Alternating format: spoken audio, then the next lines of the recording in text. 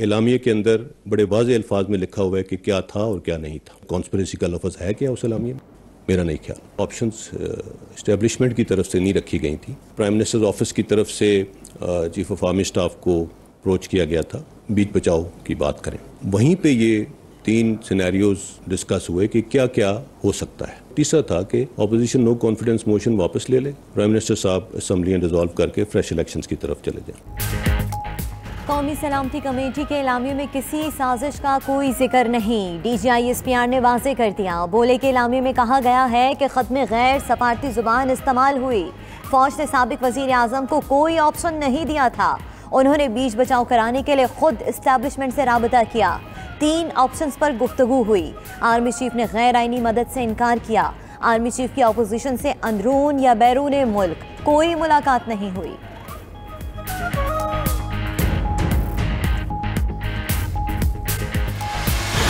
Prime minister साहब से एक इंटरव्यू में किसी ने ये पूछा था कि अगर आपसे ये मांगे जाएं तो आप, उन्होंने कहा था कि एब्सोल्युटली नॉट। अगर मांगे जाते अड्डे तो फौज का भी यही मौक़िफ़ होता। असल ये है कि उन्होंने मांगे भी नहीं। जब से पाकिस्तान का एटमी प्रोग्राम शुरू हुआ, हमारी सियासी क़यादत ने भरपूर तरीके से पाकिस्तान की सालमियत के इस प्रोग्राम को आगे बढ़ाया है। हमारे एसेट्स की सिक्योरिटी की इंटरनेशनल जो एवेल्यूएशन है उसके अंदर one of the best systems है। अमेरिका ने पाकिस्तान से अड्डे कभी नहीं मांगे। DGISPR major general Babar Iftikhar की मीडिया को ब्रीफिंग। कहा, अगर अमेरिका अड्डे मांगता तो अफवाज पाकिस्तान का जवाब भी एब्सोल्युटली नॉट होता। हमारे आतमी प्रोग्राम को कोई खतरा नहीं। जौहरी असासों से मुतालिक बात करते हुए मुहतात रहना चाहिए। सियासी जमातों ने भी आतमी प्रोग्राम को तकमील में भरपूर किरदार अदा किया। पाकिस्तान का आतमी प्रोग्राम महफूज हाथों में है।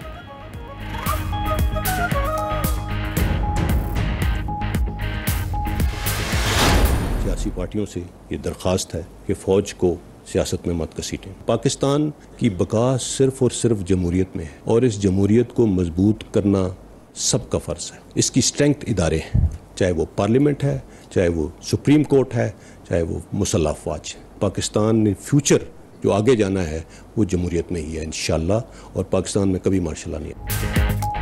पाकिस्तान में आइंदा कभी मार्शल लॉ नहीं लगेगा, अफवाज पाकिस्तान ने वाज़ेह कर दिया। DGISPR ने ब्रीफिंग में कहा कि फ़ौज के आइनी और कानूनी किरदार में सियासत से कोई लेना देना नहीं। फ़ौज को सियासत में ना घसीटा जाए। अगर मुदाखलत का कोई सबूत है तो सामने लाया जाए। फ़ौज ने सियासत में मुदाखलत ना करने का फैसला किया है। पाकिस्तान की बका सिर्फ और सिर्फ जमहूरियत में है।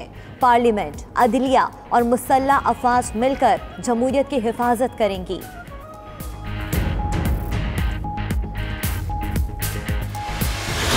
Chief of Army Staff is neither seeking an extension nor will he accept an extension. No matter what, he will be retiring on the 29th of November 2022. I hope this answers all the questions.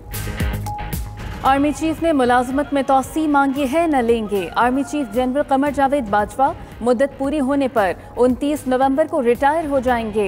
DGISPR ने 2 टोक अल्फाज में बता दिया। कहा, पाक फौज में unity of command है। जिस तरफ आर्मी चीफ देखते हैं 7 लाख फौज भी उसी तरफ देखती है।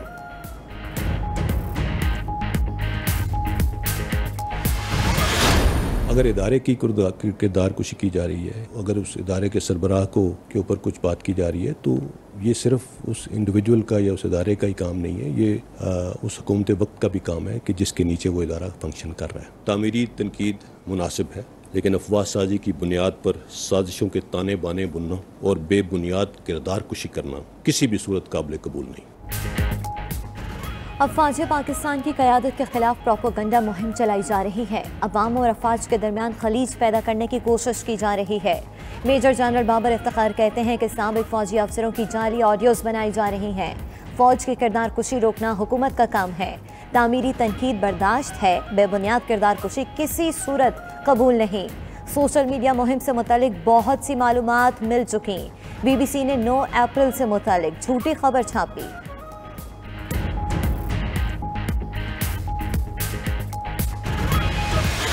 मेरे ख्याल में जिस दिन नई गवर्नमेंट ने स्वेर इन किया उस दिन स्टॉक एक्सचेंज भी आपकी ऊपर गई, आपका डॉलर का रेट भी नीचे आया, तो in a way it is an indicator के some kind of stability is returning, but I think इसको सस्टेनेबल होने के लिए भी शायद थोड़ा टाइम लगेगा। DGISPR कहते हैं कि जिस दिन वज़ीर आज़म ने हलफ लिया, स्टॉक मार्केट बढ़ी, डॉलर नीचे गया। पाक फौज ने CPEC के मंसूबे बंद नहीं होने दिए। आर्मी चीफ बीमार थे, इसलिए वज़ीर आज़म की हलफ बर्दारी में नहीं गए। साबिक वज़ीर आज़म को सिक्योरिटी दी गई, जान को खतरा हुआ तो मजीद इक़दाम करेंगे। अदालतें आज़ाद और अपनी मर्जी से फैसले करती हैं। फौज किसी को NRO देने की पोजीशन में नहीं।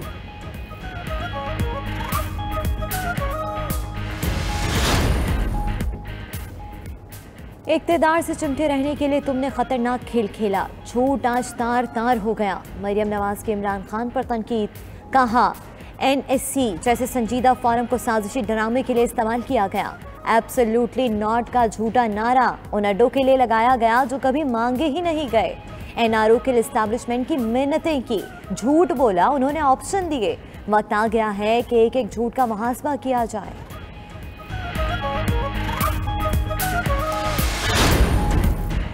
DGISPR की प्रेस कॉन्फ्रेंस जमहूरियत के लिए ताज़ा हवा का झोंका है। बिलावल भुट्टो कहते हैं जमहूरियत, आइन और कानून की बालादस्ती के लिए साथ देना हर इदारे और पाकिस्तानी की जिम्मेदारी है।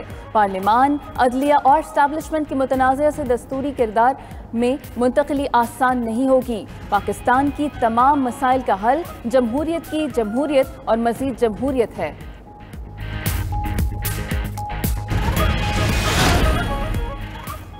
फवाद चौधरी कहते हैं DGISPR की प्रेस कॉन्फ्रेंस में मुरासले की फिर तस्दीक हो गई। अब वाहिद रास्ता जुडिशल कमीशन का क़याम है। इन हालात में शहबाज शरीफ का वज़ीर आज़म होना सिक्योरिटी रिस्क है। मजीद बोले कि तहरीक इंसाफ इलेक्शन कमीशन का नई हल्का बंदियों का इक़दाम चैलेंज करेगी। तहरीक इंसाफ के अरकान कौमी असम्बली के इस्तीफ़े मंजूर हो चुके। फौज के खिलाफ मुहिम चलाने वालों से तहरीक इंसाफ का कोई ताल्लुक नहीं।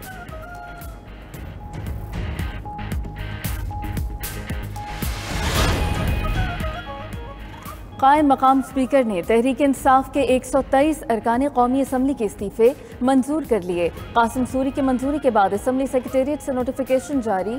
सेक्रेटेरिएट ने पहले इस्तीफ़ों की मंजूरी के लिए इनफरादी तस्दीक पर इसरार किया। इमरान खान का PTI अरकान के इस्तीफ़े मंजूर होने का खैर मकदम, कहा ये अरकान अमरीकी साम्राज्य के खिलाफ खड़े हैं।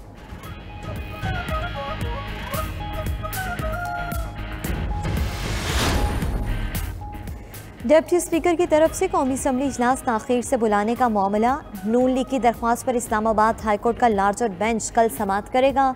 बेंच चीफ जस्टिस अतर मिनुल्लाह, जस्टिस आमिर फारूक और जस्टिस बाबर सितार पर मुश्तमिल होगा।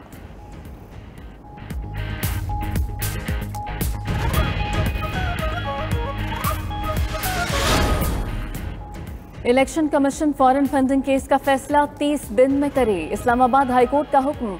जस्टिस मोहसिन अख्तर कियानी ने तहरीरी फैसला जारी कर दिया। हाईकोर्ट ने रिकॉर्ड अकबर एस बाबर को देने से रोकने की दरखास्त मुस्तरद कर दी। PTI की अकबर एस बाबर को ममनुआ फंडिंग केस से अलग करने की दरखास्त मुस्तरद।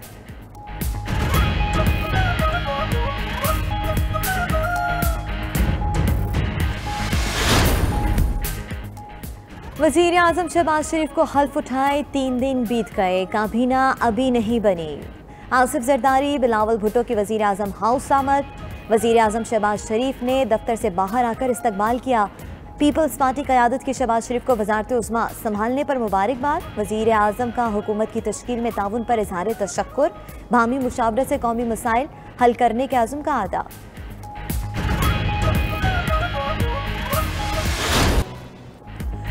बिजली की किल्लत नहीं, कारखाने ईंधन न होने और फनी खराबियों से बंद हैं। वज़ीर आज़म को लोड शेडिंग के हवाले से पेश रिपोर्ट में इंकशाफ। 27 बिजली घर खराबियों और ईंधन की कमी से बंद हैं। शहबाज शरीफ का रिपोर्ट पर बरहमी का इजहार, कहा अवाम लोड शेडिंग के अजाब में मुब्तला हैं, लापरवाही नाकाबिले बर्दाश्त है, फौरी इक़दाम करें।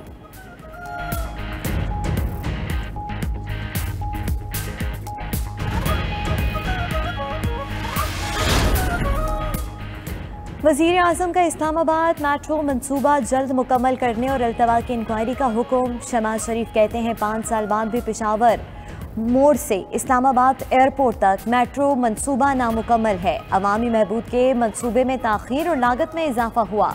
वज़ीर आज़म सुबह 7 बजे ही Islamabad metro bus service project का जायजा लेने जा पहुंचे।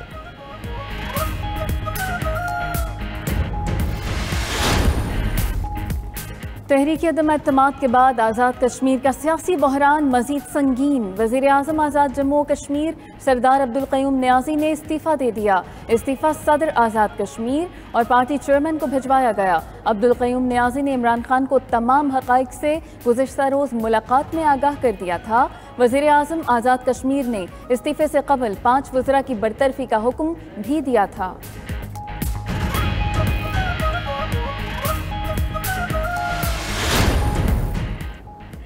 इमरान खान का मुनहरिफ अरकान की ताहयात नाअहली के लिए सुप्रीम कोर्ट से रजू। आईनी दरख्वास्त दायर कर दी। इलेक्शन कमीशन, स्पीकर कौमी असम्बली, सेक्रेटरी कानून और सेक्रेटरी काबीना को फरीक बनाया। मौक़िफ़ अपनाया कि पार्टी से मुनहरिफ शख्स सादिक और अमीन नहीं रहता। तहरीक इंसाफ ने 24 मुनहरिफ अरकान पंजाब असम्बली की बाजियाबी की दरख्वास्त भी दायर कर दी।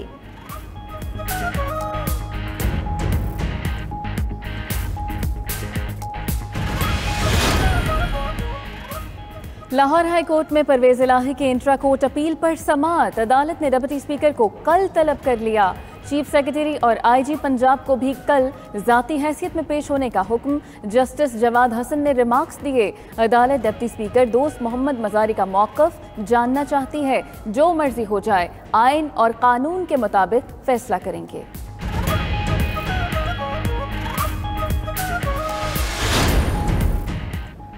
पीटीआई कारकुनों और सोशल मीडिया वर्कर्स को हिरासा करने का केस। इस्लामाबाद हाई कोर्ट ने एफआईए साइबर क्राइम विंग के डायरेक्टर को कल तलब कर लिया। Chief justice high court justice Athar Minallah ने दरख्वास्त पर समाअत का तहरीरी हुक्मनामा जारी कर दिया।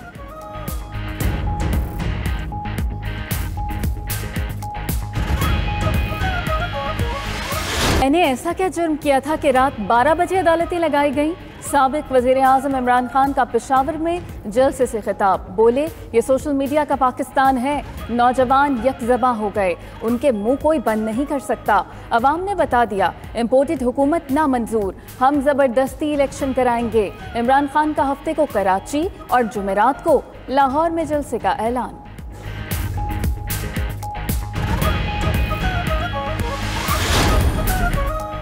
एम्प्लॉयज़ हाउसिंग फाउंडेशन में plot allotment case. Supreme court का एक से ज़ायद प्लॉट वापस करने का हुक्म। जस्टिस काजी फाइसीसा ने रिमार्क्स में कहा कि रातों रात इनकलाब लाते हैं। वज़ीर आज़म अपनी सवाबदीद पर दो प्लॉट अलॉट कर देता है। मुल्क में प्लॉट देने का कोई असूल नहीं, सिर्फ बड़े लोगों को प्लॉट मिलते हैं, गरीब को कोई नहीं देता।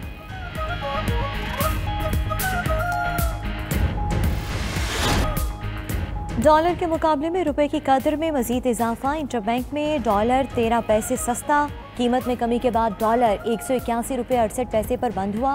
पाकिस्तान स्टॉक एक्सचेंज में 318 पॉइंट्स का इजाफा।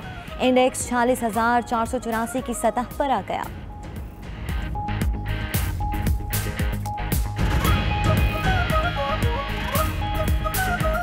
और 92 न्यूज़ पर रहमत रमज़ान इफ्तार ट्रांसमिशन। जुनैद इकबाल की मेज़बानी में नशे की तबाहकारियाँ और तदारुक पर बातचीत की गई।